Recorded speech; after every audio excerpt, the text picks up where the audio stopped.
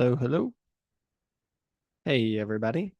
Welcome to Comics CC Studio. I am your host, Brent, and this is episode 46. I do apologize for the technical difficulties because this is my first live stream. So I'm learning as I go. At least I think I'm streaming right now.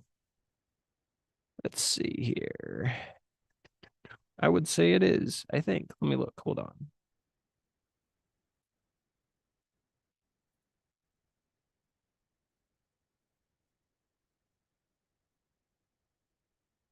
Okay.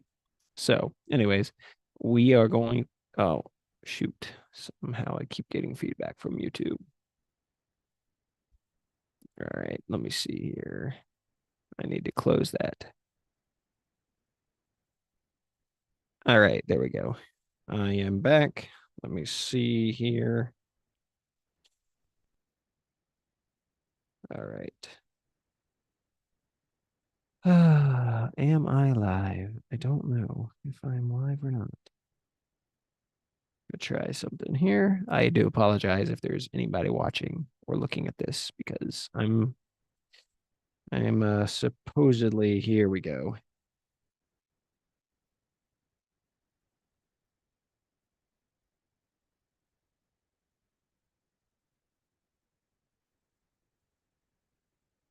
Okay. Well, this has been an adventure. So I'm gonna try this again because I'll probably have to edit all that out. So the reason I'm looking down is because I'm looking on my phone. So here we go. New podcaster live and in person. So welcome to Comics CC Studio episode 46. This is a live stream. And thank you if you decide to watch with me.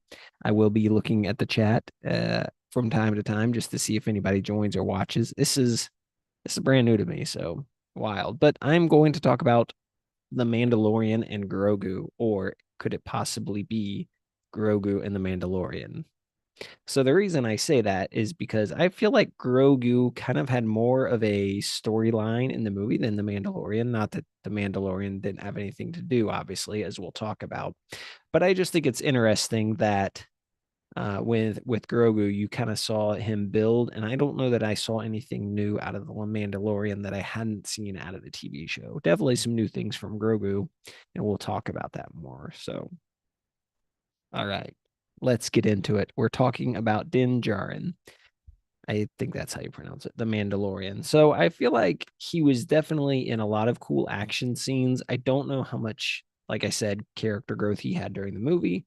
I thought the design was very cool. I thought maybe it was new armor. I could be wrong. Let me know if you think that it was wrong or not wrong, but let it me know if you thought it was new. I thought it was, but it might have been the same design as the show. So yeah, I think that almost felt to me like the Mandalorian was more of there for the action scenes, and I felt like that Grogu was more of a like he had more of the storyline during the movie. Obviously, Mando has to go hunt down. Um, let's see, he had to go hunt down Jabba's son, and his name is oh goodness, Rhoda or Rada. I think it's Rhoda, Rhoda the Hutt. Anyways, so he had to go hunt him down. So he had something to do. It's not like he didn't. But also, um, it just, yeah, I that was kind of what he had to do in the movie. Thank you for those that have just joined. I see, and yeah, this is my first live, so you'll have to forgive me. It's gonna be a lot of errors, I'm sure, but it's fun. But yeah, so going in, I think with the Mandalorian, he had a lot of action scenes, but he had to go get Rhoda the Hutt, and he had to um kind of work out all that. But he also, I think, had to leave kind of his bounty hunting instincts as well. So like when he went to rescue Rhoda the Hutt, he was I don't want to say this. He was like I think he was still in that bounty hunter mode. of like, look, I'm just here to do my job for the New Republic, and that's that. And so I will say that character growth happened during the movie that we saw on screen. Like originally, he was just back in the bounty hunter mindset, and then all of a sudden, he's like, oh, wait a minute. Like, if these people are going to kill Rhoda, I can't just turn him over to the Huts. Um, so that was interesting. Um, also, going in, I wasn't expecting the helmet to come off. And as the movie was going on, it just didn't enter my mind that we were going to see that necessarily. We had already seen it in this series, so I just was like, okay, here's Mandalorian.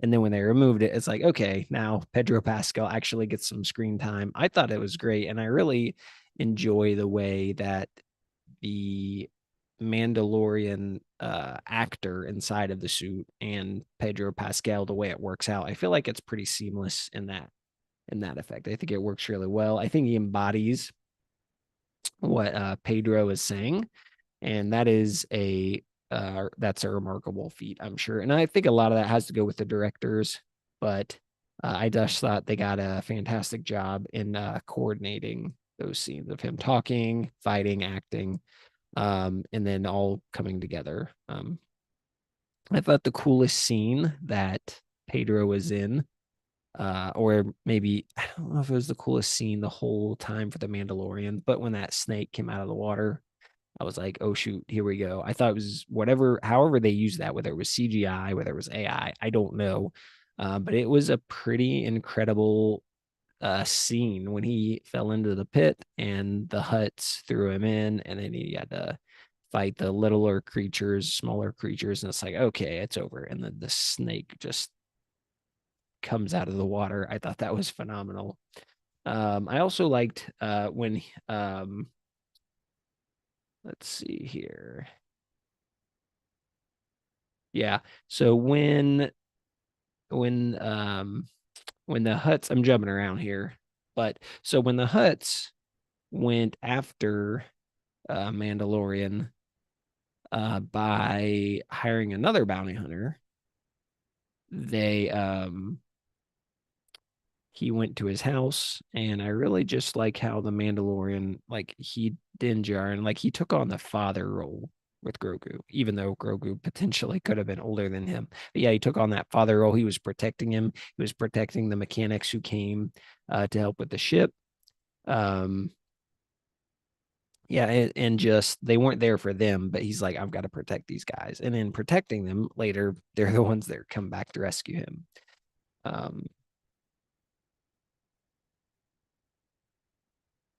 let's see here. I thought the hand-to-hand combat scenes were good, a little bit different than the older Star Wars movies. So with the older Star Wars movies, there was a lot of laser fire, which there was in this one too, but a lot of guns, whatever. But this one, it like kind of had more of the hand-to-hand combat, which is something newer. I feel like that maybe Star Wars is moving into that you didn't see as much in the original trilogy. Yeah. So in just going back to Din Djarin, so he worked to complete his job, but not only did he complete it, but again, that arc of him going from like a heartless bounty hunter to realizing that Jabba's son, Rhoda, uh, was in trouble. And so it's like at first Mando didn't really care. It's like, I'm not getting into all this. Like, I have a job, I'm gonna do it, and I'm bringing you in. Obviously, I don't think he's to the point where he's like said in the TV show, I'm either going to bring you in hot or I'll bring you in cold. It wasn't that, but he's like, I'm bringing you in. You're coming with me. Um, but he didn't. He changed his heart when Rhoda said to him, "Look, you know if I'm lying or not." He's like, "Well," he's like, "All right, maybe there's something to this." So he made a different call. Kind of reminds me of in the Avengers when talking Natasha Romanoff when she's talking to Loki. She's like, Barton made a different call, and Mando made a different call when he was deciding what to do with Rhoda. So it was also cool, I thought, to see moving on, talking about Zeb, the character from Star Wars Rebels. I don't know a lot about him. I have seen some of Star Wars Rebels. I don't know that I've seen all of it. Maybe I have, maybe I haven't. I've seen some of it. So it's cool that we're bringing in more characters from other Star Wars media, and hopefully that also will include the books, Star Wars Legends, Timothy Zahn's book, Grand Admiral Thrawn, bringing him in to the big screen, and you could do a whole movie on that. But I digress. So yeah, it's cool that they're actually bringing in other characters as well.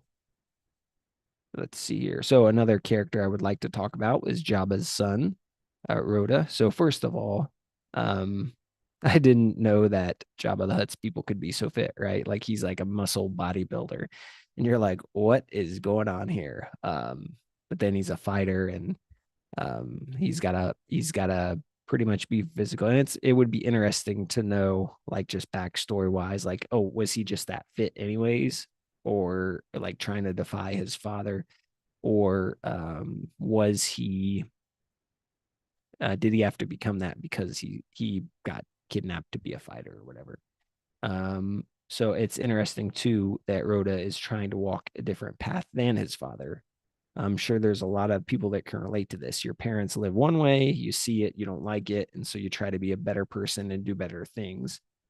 We all have our faults, but I believe that we all also can have a desire to do better than either we've done before or do better than our parents have done. And I think that's really what you saw with Rhoda the Hutt, is that his father was, this crime lord, and had the crime syndicate or whatever, and really just how he was like, I don't want that pathway for me. I want to be a better man than my father. And I think you saw that in his relation to Grogu, who is almost like an older brother. And so I think Rhoda, it was an interesting character when you look a little bit deeper. Sure, you could on the surface level just say that it's like a slug basically, and who cares about those characters, right? But I think when you look deeper, like it's the story of someone that's trying to escape their father's shadow, which was evil, and he's like, I'm trying to turn it around for good. So moving on, let's talk about Grogu. So I will say, for those in charge of the Mandalorian and Grogu, thank you so much for getting rid of force naps, by and large, because I think there was maybe one in the movie. I actually had to step out during that scene, came back in. I think he did fall asleep, but I think overall, the fact that we got rid of force naps, like I just wasn't a fan. I'm sure parents that have seen this movie, they're like, yeah, it makes complete sense. If your kid burns up a lot of energy, then they're going to take a nap. But Yoda's not really a kid. Yes, he's a child, but he's also like 50, I think. So I don't know. That just always didn't sit right with me. Plus, if the force is like flowing through him and he's younger than Yoda, why does he need a nap? It doesn't seem like Yoda. I mean, I'm sure Yoda took naps, but it's like he he wasn't like, I think the nap Yoda took early was when he went into the force, right? When he passed on. And so I think the force naps, I'm just very happy that we got rid of him. I still think he doesn't talk yet, and I think this needs to happen sooner rather than later if you're going to carry on the Mandalorian. Obviously, you could change actors, you could like have a sidekick and then pass on the Mandalorian mantle, but Grogu you can keep the same because yeah, you just can. And so I think him talking in the next movie, if they do have another movie or TV series, another channel, or not channel, but another season on Disney Plus, I think you got to start giving Grogu some words here. So I thought a genuinely funny moment with Grogu was when he was putting Mando in the little hut when he build up the hut, which is interesting because it kind of looked like Yoda's. So that's kind of cool. So yeah, he builds it up, and then Mando's knocked out from getting poisoned by the snake, and he's like using the force to push him in. And you're like, he hits his head, and you're like, oh, okay, haha. Then he does it again. And in my opinion, like, you could say what you want, but I genuinely laughed at that. I thought it was very funny. It's one of those things where you're like, okay, this is cheesy. They're trying to get you to laugh. It's like somebody telling a cheesy dad joke, right? You're like, okay, they're trying to get you to laugh. And sometimes it's just so funny, you just have to laugh. You're like, I fell for it. And so for me, when that scene came on, that's kind of what happened. I was like, okay, this is a little gimmick, and it totally worked. So props to you. Props to you people that wrote the story and the funny parts. So Let's see here. Oh, I like the part when, Din Djarin gets captured and basically Grogu has to work with the mechanics to go and save him. And of course, it's funny, the little ship.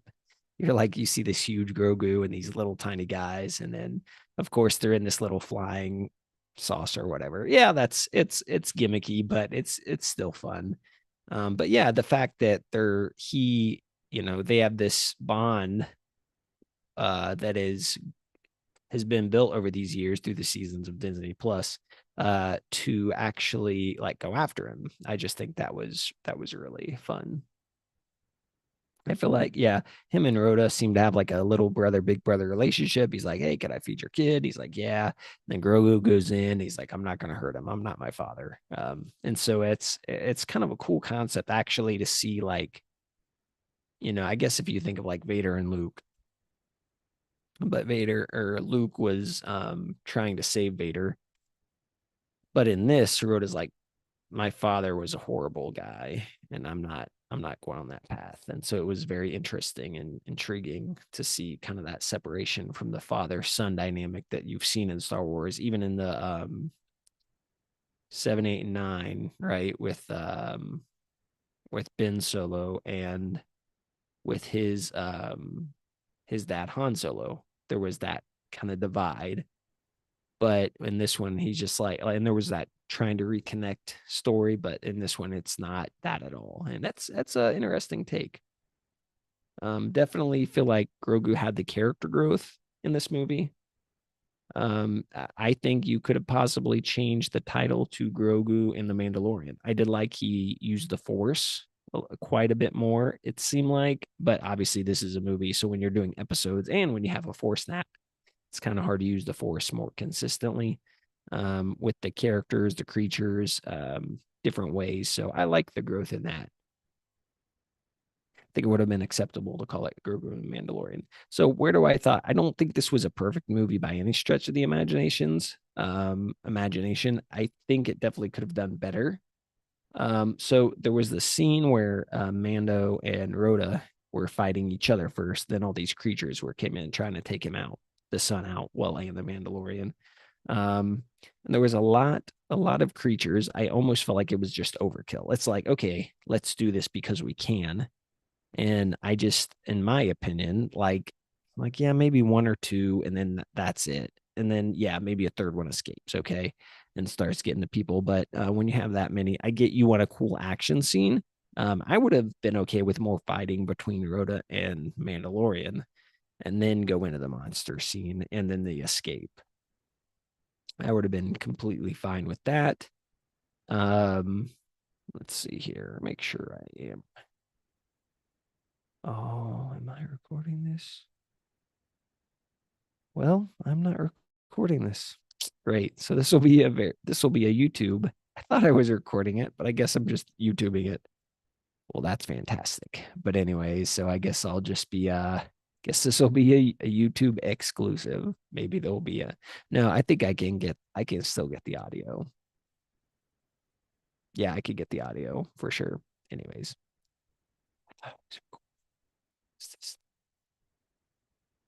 So frustrating, but that's okay. This is my first one. You live, you learn, right?